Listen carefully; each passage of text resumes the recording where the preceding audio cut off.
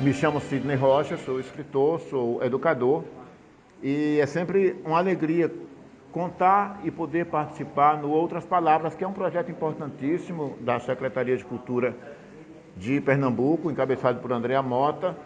E esse formato novo de buscar, na verdade, falar um tanto para os professores, um tanto para as professoras, e antes, JP sabe disso, a gente falava também mais para estudantes, para grande público no ponto de vista do nosso estudante do ensino médio e nossa estudante do ensino médio, mas esse momento, digamos, mais intimista, onde a gente pode mais trocar experiências de educadores, de educadoras, de escritores, que há aqui também, escritoras, é um pouco para falar disso que Andréa falava mesmo, dessa troca mais franca, né? Nós vivemos um mundo e um tempo de muita franqueza no Brasil.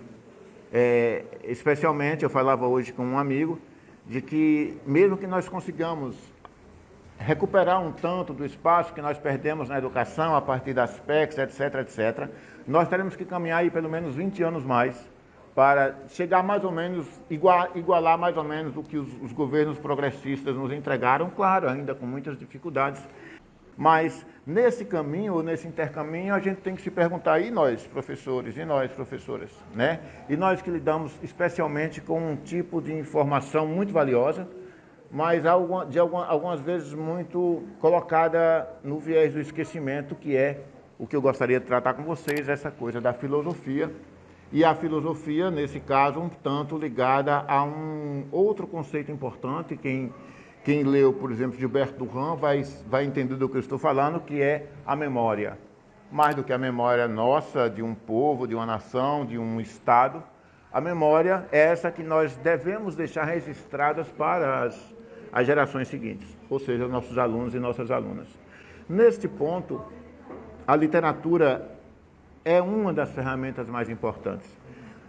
Eu não sou nenhum romântico, e nós que estamos no chão da sala de aula, no chão da escola, sabemos o quanto é difícil garantir para os educandos essa ideia que para nós às vezes parece mágica, de que a literatura de algum jeito vai garantir a passagem desse conhecimento, a passagem desse conhecimento ancestral que há entre a voz, a palavra dita e aquela palavra escrita. Muitas vezes, em busca dessa ideia mágica, romântica, nós temos visto muitos projetos de leitura também perderem a sua ligação com o aluno, com a aluna. Porque sempre parte, como eu te disse, muito das políticas públicas também partem disso, sempre partem de uma ideia algo falsa da realidade. Não é verdade que a literatura salva, não é verdade que a arte salva. Essas máximas, esses aforismos, eles só garantem, principalmente, uma espécie de romantização sobre o trabalho do professor, sobre o trabalho da professora, na melhor compreensão do que seja mesmo a literatura. Bom, não dá para a gente conceituar o que é literatura. Talvez a gente possa conceituar um pouco o que é educação. Mas muita gente ainda não entende direito o que é a palavra educação, o que é a palavra ensino e o que é a palavra escola.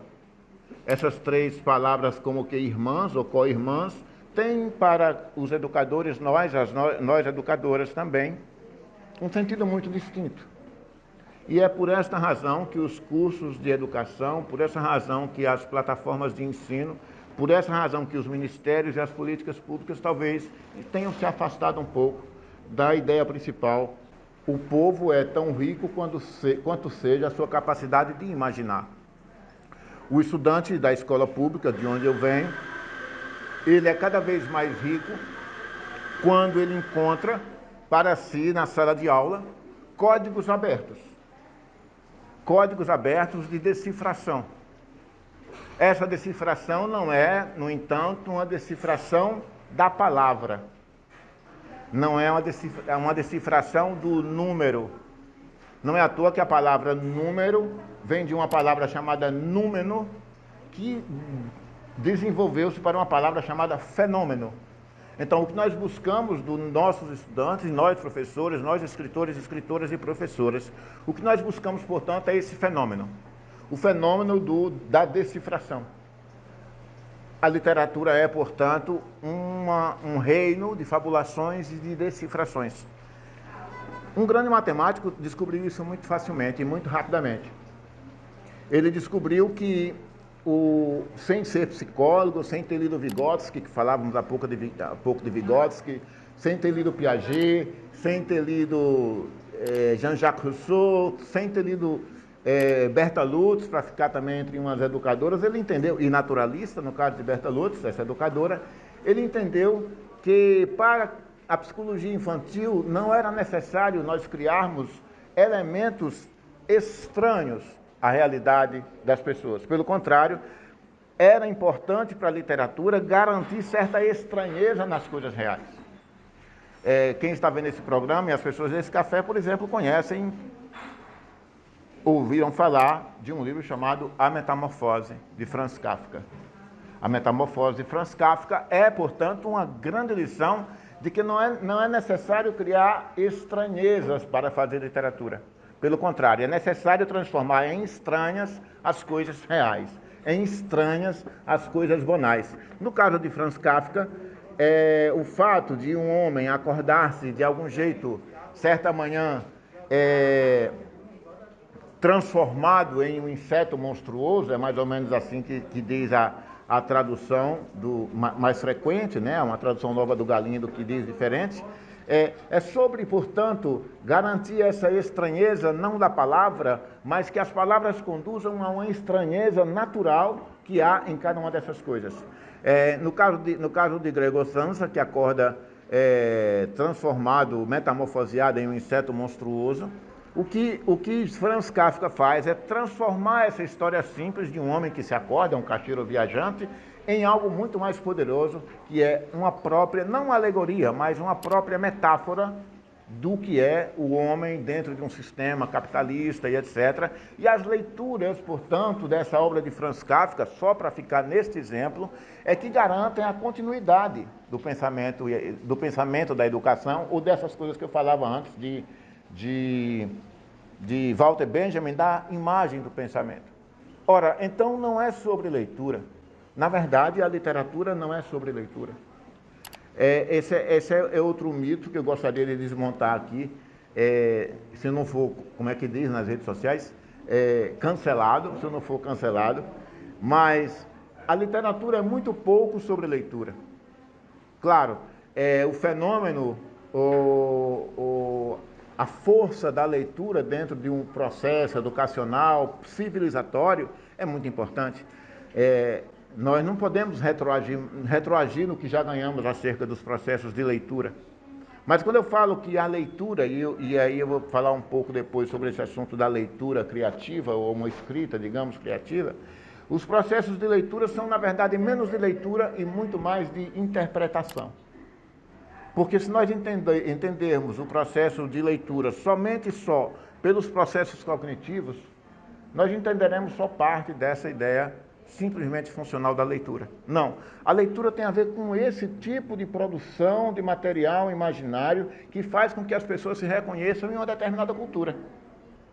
De um jeito tal, o mito da criação, por exemplo, nós utilizarmos o mito da criação cristão, ocidental, pode surtir mais ou menos diante de uma outra cultura. No entanto, esses elementos míticos que compõem cada uma das culturas é que começam, portanto, a construir essas narrativas. Logo, nós somos filhos naturais dessas criações míticas, dessas construções, dessas narrativas que terminam ou culminam nos identificando em um nosso tempo.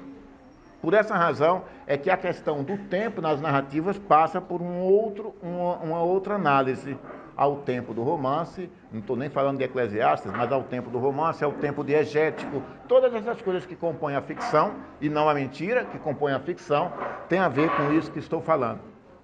Mas eu falava de um matemático, não era? O matemático que entendeu isso facilmente, chamava-se Lewis Carroll. Alguém leu aqui ou ouviu falar de um livro chamado Alice no País das Maravilhas, né? É um livro tão amado, professora, que as pessoas que não leram se sentem hipnotizados pela ideia de um mundo das maravilhas, né? Das mirabilhas, né? Um mundo onde essas coisas podem acontecer diante de determinadas padronizações. A literatura, quer seja em Alice no País das Maravilhas, quer seja, sei lá, os irmãos Karamazov, que por acaso estão aqui nessa mesa, tem a ver especialmente com isso, com essa ideia poderosíssima de que nós podemos alterar a realidade ou garantir um certo estranhamento para essa realidade. Isso tem a ver com uma outra coisa, um outro elemento que nós professoras, nos debatemos o tempo inteiro, sobretudo nós, eu vejo aqui muitos professores e muitas professoras que são gestores e professores em bairros periféricos do Recife, vejo algumas escolas aqui, na Encruzilhada mesmo, né? Já fizemos trabalho assim na tua escola, JP, que nós, de algum jeito, tentamos garantir que essas narrativas, uma palavra que tem sido muito desgastada ultimamente, a palavra narrativas ganhou um tom político muito difícil de a gente tentar recuperar, mas é necessário buscar e tentar recuperar a palavra narrativa para o seio do mundo mais progressista. Parece que a palavra narrativa virou uma espécie de construção falsa de uma realidade para, a partir dali, começar a vender uma ideia, e isso, claro, tem a ver com o fascismo que se instalou nesse país. Bom, então, a nossa preocupação, muitas vezes, é garantir que a literatura, aliada à educação, seja, portanto, parte de uma coisa que nós chamamos de criatividade. A criatividade, né? Quando nós pensamos em criatividade, ou em um mundo mais criativo, ou numa escola mais criativa, ou numa geração mais criativa, ou pelo menos mais interessada no que nós falamos, que parece que a gente de algum jeito também perdeu um pouco o fio condutor desse interesse, justamente por certos equívocos. Por certos equívocos de nós acharmos que alguém criativo é criativo baseado nas leis que nós estabelecemos como criativos. Há uma ciência muito particular que estuda a criatividade, é chamada heurística, a heurística mais no modo contemporâneo, que explica que alguém não é criativo somente porque consegue escrever um soneto ao modo dos sonetos românticos, ou escrever um poema moderno aos moldes dos versos livres, não. A criatividade está, portanto, muito ligada a um tipo de expectativa do outro em relação ao mundo dele, não ao nosso mundo. Quem fala muito bem sobre essa ideia de criatividade é Paulo Freire. Acabamos de completar uma data redonda, uma efeméride redonda do nascimento de Paulo Freire. Paulo Freire fala exatamente disso, de que a criatividade, e aí eu vou usar um corolário meu, a palavra corolário é meio domingueira, mas vou acrescentar algo do que eu tenho como experiência na passagem do conhecimento em sala de aula da literatura, ou do texto literário, ou da leitura literária.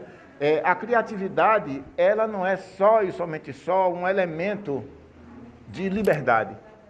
Alguém é criativo porque é livre, lógico, parece que essa conjunção, essa relação em função, para ficar de novo em elementos matemáticos, essas relações e essas funções entre a liberdade e a criatividade parece que são de verdade muito importantes.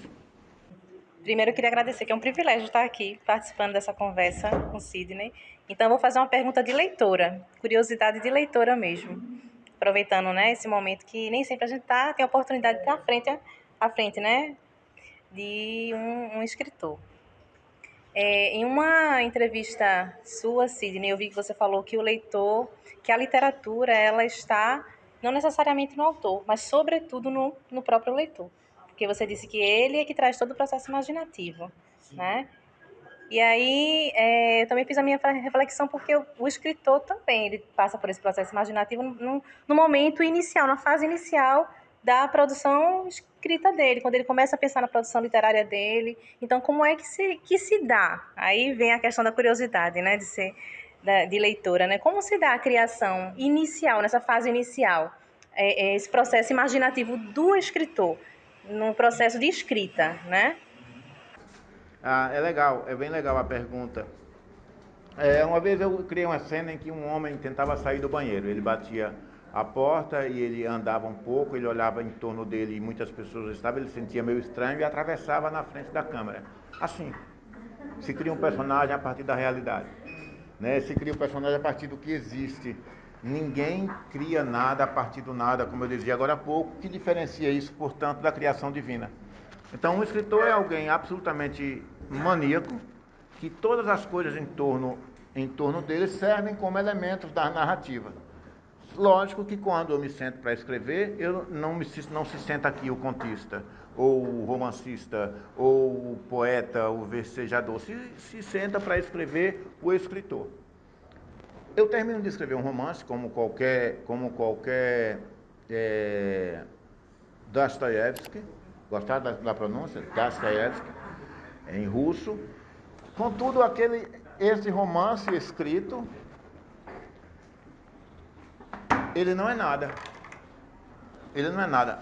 Ele só se torna em algo a partir da leitura de alguém. Lógico que quando eu escrevo, eu escrevo, e eu supondo que eu tenha conseguido, ainda bem que eu vou ser breve, viu, André? Bem que eu tenha escrito, no batalhão do regimento eu era aspirante oficial. Quando eu estou escrevendo isso, eu sou o escritor. Mas quando eu paro de escrever e leio, no batalhão do regimento eu era aspirante oficial, já não sou eu mesmo, sou eu o leitor. Então, a história narrativa, ela precisa inexoravelmente do outro. É nisso que se estabelece.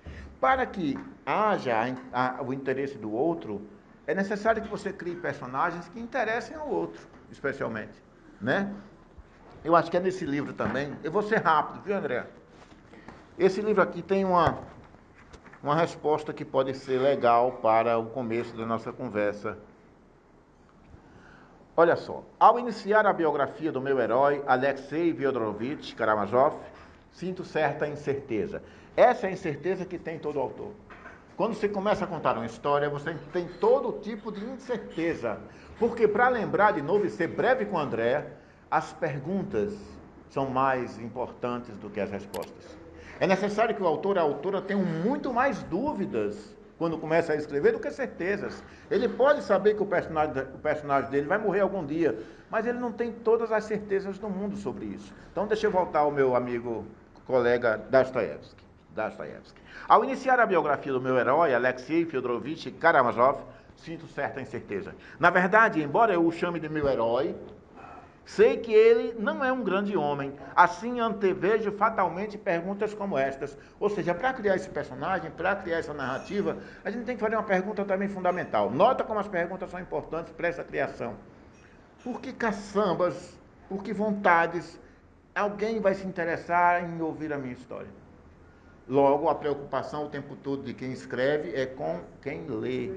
Porque só a partir desse acordo tácito entre o leitor e o autor, ou seja, eu tenho que escrever uma história em que o meu leitor diga assim: eu acredito nisso aí. Ou seja, eu acredito nesse tipo de mentira, que é a ficção. Então, diz: na verdade, embora o chame de meu herói, sei que ele não é um grande homem. Assim antevejo fatalmente perguntas como essas.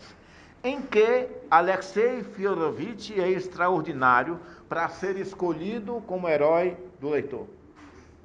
Essas perguntas eu tenho que me fazer porque o leitor há de se perguntar: por qual razão eu devo seguir esse personagem como se fosse, por exemplo, seguir um personagem hoje no Instagram? Por qual razão eu vou seguir, né? Desculpa a simplificação.